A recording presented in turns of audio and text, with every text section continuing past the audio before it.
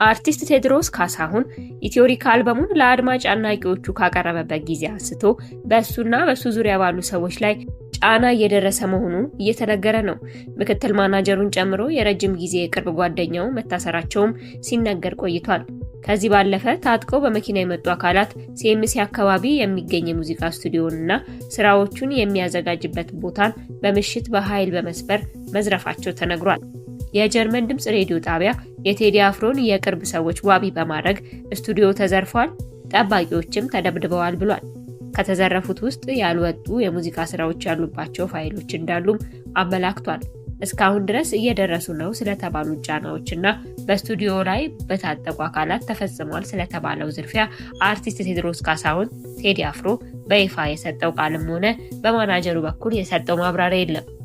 ቲግቫ ኢትዮጵያ ቴዲ አፍሮ ላይ እየደረሰ ነው ስለተባለው ከፍተኛ ጫና እንዲሁም ተፈጽሟል ስለተባለው ዝርፊያ የኢትዮጵያ ፌዴራል ፖሊስን ጠይቋል። ቲግቫ ኢትዮጵያ ታዲያ ስለ ጉዳዩ ያነጋገራቸው የወንጀል ምርመራ ጠቅላይ መምሪያ የወንጀል ምርመራ ኦፕሬሽን ዋና መምሪያ ኃላፊ ምክትል ኮሚሽነር ሙሊሳ አብዲሳን ነው። ምክትል ኮሚሽነር ሙሊሳ የፌዴራል ፖሊስ እንደዚህ አይነት ውንብድና አይሰራም፣ ስብዕናውም አይደለም፣ የሚሰራው በህግና በህግ ብቻ ነው ብለዋል። ፌዴራል ፖሊስ እንደዚህ አይነት ውንብድና አይሰራም፣ ስብዕናውም አይደለም፣ የሚሰራው በህግና በህግ ብቻ ነው። ፌዴራል ፖሊስ ህግን ለማስከበር ዘርፈ ብዙ ምርመራዎችን ይሰራል። በየዕለት ተዕለት እንቅስቃሴውም ላይ ብዙ ኦፕሬሽን ያካሂዳል። ሆኖም እንደ ምክትል ኮሚሽነሩ ገለጻ ከሆነ ፌዴራል ፖሊስ ከሚሰራቸው ኦፕሬሽኖች ውስጥ ከቴዲ አፍሮ ጋር የሚያገናኘው ምርመራ የለንም ብለዋል። ቴዲ አፍሮ የኢትዮጵያ ፌዴራል ፖሊስ ተጠርጣሪ እንዳልሆነና በእሱ ላይ ምንም አይነት የምርመራ ስራ እንዳልተሰራ እንዲሁም ከእሱ ጋር የሚያገናኝ ጥቆማ ለፖሊስ እንዳልደረሰውና ፌዴራል ፖሊስ እሱ ላይ አንድም ነገር እንዳላደረገ ህዝቡም ይሄንን ሊያውቅ ይገባል ሲሉ ምክትል ኮሚሽነሩ ተናግረዋል። እንግዲህ ብዙ ኦፕሬሽኖችን እንሰራለን። እንግዲህ እዚህ ኦፕሬሽን ውስጥ ከሱ ጋር የሚገናኙ ነገሮች እኛ ያደረግነው ነገር የለም። የኛ ተጠርጣሪም አይደለም። ይሄ አርቲስት ነው። ሙዚቃውን አውጥቷል። ቤቱ ነው ያለው። በስርዓት እየኖረ ነው ያለው። የተደረገ በሱ ላይ ምንም አይነት ነገር የለንም። ዛሬ ላይ ብዙ ሐሰተኛ መረጃዎች ይዘዋወራሉ። ያልሞተው ሞቷል፣ ያልታሰረውም ታስሯል የሚሉ ሐሰተኛ ዜናዎች ተስፋፍተዋል። አንዳንዶች ባልተረጋገጠ መረጃ የፖለቲካ አጀንዳዎችን ለህዝብ ይሰጣሉ። ምክትል ኮሚሽነር ሙሊሳ በየቀኑ በሺዎች የሚቆጠሩ የፈጠራ ወሬዎች ይፈጠራሉ። ስለዚህ አርቲስቱን እንደማያያዣ ይዘው የፖለቲካ አጀንዳ ማራገብ የሚፈልጉትንም እያየናቸው ነው ሲሉ አስረድተዋል። እኛም እንደ ማንኛውም ሰው በሚዲያ ላይ ታያለ። በየቀኑ ሺህ የሆነ ፋብሪኬሽኖች ይፈጠራሉ። ስለዚህ አርቲስቱን እንደ መያዣ ይዘው የፖለቲካ አጀንዳ ማራገብ የሚፈልጉትን እያየን ነው። ከዛ ውጪ ይሄ ዜጋ ህገ መንግስታዊ መብቱን ተጠቅሞ ሙዚቃ ሰርተዋል። ደጋፊዎቹ ይደግፉታሉ፣ የሚቃወሙታሉ። ያ ሌላ ሜዳ ነው ማለት ነው። ስለዚህ ከሱ ጋር የሚገናኝ ምንም አይነት ንክኪ ያለው ጉዳይ ላይ አላደረግንም። ወንጀል ከሰራ ማንም ሰው ይጠየቃል።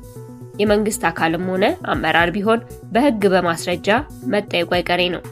ነገር ግን ዘፈን ዘፈንክ ተብሎ ሰው የሚታሰርበት ጊዜ አሁን አልፈዋል የሚሉት ምክትል ኮሚሽነር ሙሊሳ ህዝብ ይህን ሊረዳ እንደሚገባ ይገልጻሉ።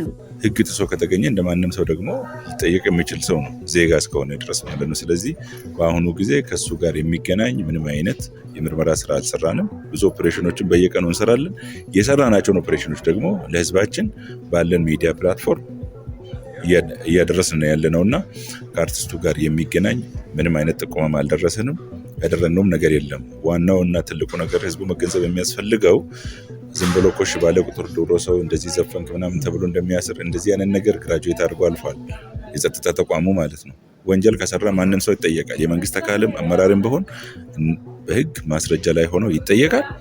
ወንጀል ያልሰራ ሰው ደግሞ በፍጹም አይጠየቅም። ስለዚህ ዛሬ የኛ የመረጃ መር ቴክኖሎጂ የተደገፈ ካልሆነ በስተቀር ዝም ብሎ ትራዲሽናሊ በሰው የሆነ ነገር የምታደርግበት አይደለም። ስለዚህ ያልኔ አልፏል። ምክትል ኮሚሽነር ሙሊሳ በአልበሙ ላይ ክልከላ ተደርጓል የተባለው ነገር ውሸት መሆኑንና መሰረት የሌለው መረጃ መሆኑን ጠቁመዋል። ውንጀላው ዘፋኙን ተጠቅመው ሽብር ለመፍጠር የሚፈልጉ አካላት ተግባር መሆኑን ይገልጻሉ። ሙዚቃውን እንደዚህ አድርጓል፣ ክልከላ ተደርጓል ምናምን እንደዚህ ውሸቶች ናቸው። ይሄ ሁሉ መሰረተ ቢስ። ይሄ ልጁን ወይ ደግሞ የሙዚቀኛውን እንትን አድርገው ህዝቡ ላይ እንትን ሽብር ለመፍጠር የሚያደርጉት የሳይበር ወሬ ነው እንጂ በተግባር ቤቱ ሆኖ በስርዓት እየኖረ ያለውን ሰው በምንም መልኩ ከሱ ጋር የሚገናኝ የወንጀል ምርመራ ስራ የለንም። እሱ ላይ የቀረበም ጥቆማ የለንም። አርቲስት ተሰጥኦን በራሱ መንገድ ይገልጻል። ሀሳቡንም ለሰዎች በጥበብ ያጋራል። የፈለገውን አመለካከት መያዝም የህገ መንግስት መብቱ ነው። ታዲያ ሰው ከህገ መንግስታዊ መብቱ እየተጠቀመ ሳለ ያለ ማስረጃ ሰው የማይያዝበት ሂደት መፈጠሩና ለየትኛውም አይነት የምርመራ ስራዎች ቴክኖሎጂ በመጠቀም የምርመራ ስራ እንደሚሰራ ምክትል ኮሚሽነሩ ተናግረዋል። ማንም ሰው ህገ መንግስታዊ መብት ነው። አርቲስት ሆኖ ሙዚቃ የፈለገውን ኦፒኒየን የመያዝ ህገ መንግስታዊ መብት ነው። ከዚህ ውጪ ያለ ማስረጃ ሰው የማይያዝበትን ሂደት ፈጥረናል። ለዚህ ደግሞ ቴክኖሎጂ ተጠቅመን የትኛውንም አይነት የምርመራ ስራዎቻችንን በአግባቡ እንሰራለን። የምንሰራቸው ስራዎችም ደግሞ እንደምታዩት በግልጽ ፌዴራል ፖሊስ ለህዝቡ ያሳውቃል። ምክትል ኮሚሽነር ሙሊሳ አንድ ሰው ከማን ጋር ይውላል ተብሎ ሳይሆን በህጋዊ አካሄድ ብቻ ምርመራ እንደሚከፈትበት ገልጸዋል። በተለይ ለፖለቲካ ዓላማዎች ማሳለጫነት ይህን የሐሰት ወሬ የሚያሰራጩ ሰዎች የያዙት መንገድ እንደማያዋጣቸው ምክትል ኮሚሽነሩ አሳስበዋል። ይህን እኛ ሰው ከማን ጋር ይውላል ከማን ነው ብለን አናስርም። የምንሰራው ስራዎች ደግሞ ሌጂትሜት ናቸው። ፍርድ ቤት አቅርበን በስርዓት ጊዜ ቀጠሮ ጠይቀን እንመረምራለን። ስለዚህ ይሄ የማስረጃ ጉዳይ ነው። ሂደታችን እዚህ ነው። ከዚህ ውጪ ከአርቲስቱ ጋር የሚገናኝ ቤቱ ሆኖ በሰላም እየኖረን ሰው ዝም ብሎ በሳይበር ሌላ ፖለቲካ ፍላጎት ያላቸውን አካላት እሱ መጠቀሚያ ማድረግ ስለሚፈልጉ እሱ ስለማዋጣቸው ቢታዩት ጥሩ ነው። ከቴዲ ጋር የተያያዘው ጉዳይ ቀድሞ መጀመሩን ያነሱት አቶ ሙሊሳ መግለጫው እንዳይሰጥ ተከለከለ የተባለው ምን ስለሆነ ነው የሚከለከለው ሲሉ ይጠይቃሉ። መንግስት መከልከል ቢፈልግ እንኳ በዚህ በሰለጠነ ዓለም ከቤቱ በስልኩ አሊያም በሚስቱ በኩል መግለጫ መስጠት ይችል ነበር ይላሉ። ቀድሞ ነው የተጀመረው። መግለጫ ተከለከለ ተባለ። ምን ስለሆነ? ሚስቱ አለች አይደለም፣ ሚዲያ እሱ መስጠት አይችልም፣ የትም ሆኖ መስጠት አይችልም። ለምሳሌ ህዝቡ ማየት ያለበት እንደዚህ አይነት ነገር ነው። ሰው ዛሬ እኮ በዚህ መስጠት ይችላል እኮ። መንግስት ከለከለ የሚለው መጀመሪያ መሰረተ ቢስ ነው። ለምን ይከለከላል? ይሄ እኮ ሰው የታገለው እንደዚህ አይነት መብቶች እንዲከበሩለት ነው።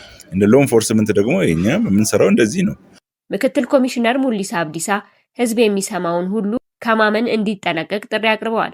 የሳይበር ጥቃት ህዝብን ከህዝብ የሚያጋጭ ሐሰተኛ መረጃ እንደመሆኑ መረጃ ከስሩ ማጤን እንደሚገባ አጽንኦት ሰጥተዋል። ህዝብን ወደ ራሳቸው ማምጣት ያቃታቸው አካላት እንደ ተቆርቋሪ ሆነው ህዝብን እንደሚያጋጩም ጠቁመዋል። ሳይበር ተጠቅሞ ብዙ የፖለቲካ ፍላጎት ያላቸው ህዝቡን በሌላ ነገር ማንቀሳቀስ ያልቻሉ እሱ እንደተነካ አስመስሎ ዝም ብሎ እንትን የሚያደርጉት ነገር እዚህ ውስጥ ምንም አይነት መሰረተ ቢስ መሆኑ በደንብ እንደ ሚዲያ ባለሙያዎችም ለዚህ ትክክለኛው መረጃ ለህዝብ ማድረስ ይቻላል ማለት ነው። ስለዚህ እኛ ከሱ ጋር የሚገናኝ ጥቆማም የለንም። በሱ ላይ ምርመራ ያደረግነውም ነገር የለም የሚለው በደንብ ኖት መደረግ አለበት።